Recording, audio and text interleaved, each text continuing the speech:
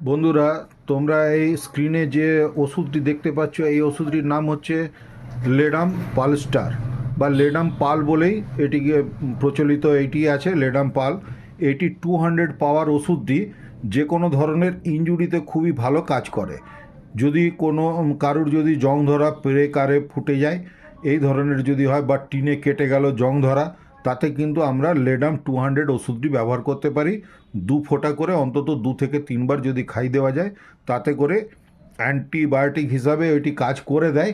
তথাপি আমি কিন্তু বলবো যে অ্যালোপ্যাথির যে টেডভ্যাক ইঞ্জেকশনটি দেওয়া হয়, টিটানাস টক্সাইড, সেই ওষুধটি কিন্তু নিয়ে নেওয়া ভালো। কেননা করোনার সময় যেমন সবাইকে ভ্যাকসিন তো নিতে হয়েছে, সরকার জোর জবরদস্তি করে কিন্তু ভ্যাকসিন দিয়েছে। আমাদের হোমিওপ্যাথিতে বলা আছে ভ্যাকসিন নেওয়া অতটা ভালো নয়, বা ভ্যাকসিন নিলে শরীরকে কমজোর করে, এসব বলা আছে। ঠিকই কথা, থিওরিতে এইসব আছে, কিন্তু দেখা গেছে যে ভ্যাকসিনেটেড হয়ে থাকাটা কিন্তু খুবই উপকারী।